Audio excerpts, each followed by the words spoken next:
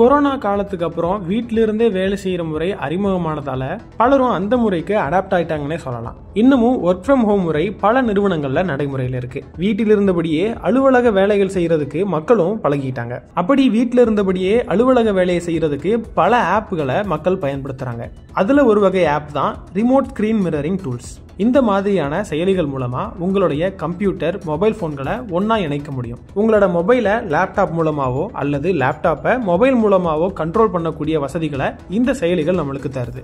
ஆனா இந்த செயலிகள் மூலமா கூட சைபர் மோசடிகள் நடந்து வர்றதா அதிர்ச்சி தகவல்கள் வெளியாகியிருக்கு. பயனர்கள் தங்களோட சாதனங்களை இணைக்க பயன்படுத்துற இந்த மாதிரியான ரிமோட் ஸ்கிரீன் மிரரிங் டூல்ஸ் அனைத்துமே பாதுகாப்பானவை இல்லை. ஒரு லேப்டாப் அல்லது செல்போன்ல இதனை பதிவிறக்கம் செய்யும் போது அதுல சேமிக்கப்பட்டுள்ள விவரங்கள் அனைத்தையுமே இந்த டூல்கள் அணுகுவதற்கான வாய்ப்புகளை நம்ம ஏற்படுத்தி கொடுக்கிறோம். அதுல சில அங்கீகரிக்கப்படாத சட்டப்படி உருவாக்கப்பட்ட டூல்ஸ் அல்லாதவையும் பயன்பாட்டில் இருக்கிறதா காவல்துறையினர் சொல்லியிருக்காங்க. இது போன்ற மோசடியாளர்களால் உருவாக்கப்பட்ட டூல்ஸ்களை பயன்படுத்தும் போது செல்போன்ல இருக்கிற அனைத்து தனிப்பட்ட தகவல்களையும் மோசடியாளர்கள் திருட வாய்ப்பு இருக்கு.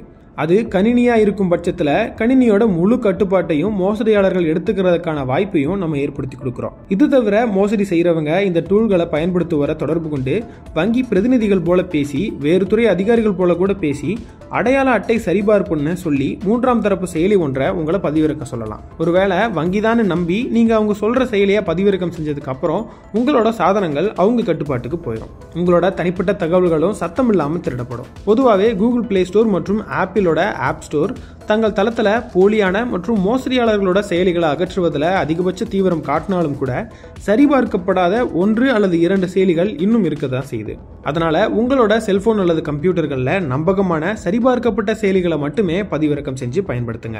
அது மட்டும் இல்லாம எந்த ஒரு செயலியை பதிவிறக்கி பயன்படுத்துறதுக்கு முன்னாடி அந்த செயலியோட சரியான பெயர், அந்த செயலியோட டெவலப்பர் பெயர் சரிதானா, பதிவு செய்யப்பட்ட வலைதளம் மற்றும் மின்னஞ்சல் முகவரி இது எல்லாத்தையுமே நீங்க தான் சரிபார்த்து கொள்ளணும். ஒரு டூல் தேவைன்ற பட்சத்துல பாதுகாப்பற்ற இணையதளங்கள்ல இருந்து அதை டவுன்லோட் செய்யாம அங்கீகரிக்கப்பட்ட வலைதளங்கள் மற்றும் ஆப்கள்ல இருந்து மட்டுமே இந்த மாதிரியான செயலிகளை பதிவிறக்கம் செய்யறது ரொம்ப நல்லது. பாதுகாப்பற்ற வலைதளங்கள் மூலமா செயலிகளை டவுன்லோட் பண்ணி சைபர் குற்றவாளிகளுக்கு இலக்கா மாறாம பாதுகாப்பாக இருங்க. சைபர் குற்றங்கள் தொடர்பான புகார்களுக்கு 1930 என்ற எண்ணையோ அல்லது www.cybercrime.gov.in என்ற இணையதளத்திலேயோ புகார் அளிக்கலாம்.